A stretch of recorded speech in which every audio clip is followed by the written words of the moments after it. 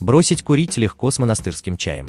Монастырский чай – натуральное средство, помогающее всего за 3 недели полностью избавиться от никотиновой зависимости.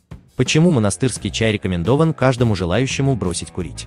Полное избавление от зависимости уже через 21 день.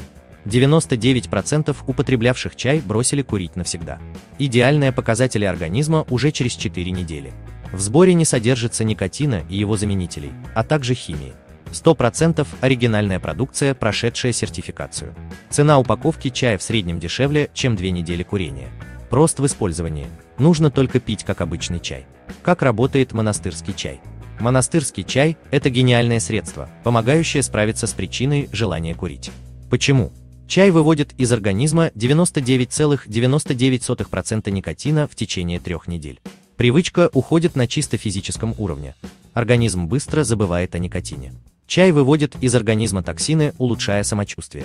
Вы больше не захотите возвращаться к одышке, неприятному запаху изо рта, усталости. Чай укрепляет и успокаивает нервную систему. Вы забудете о стрессе, паническом желании выкурить сигаретку и постоянной нервозности. Чай успокаивает излишний аппетит.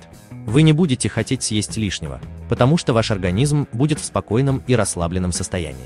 Чтобы заказать монастырский чай со скидкой, просто переходите по ссылке в описании к этому видео.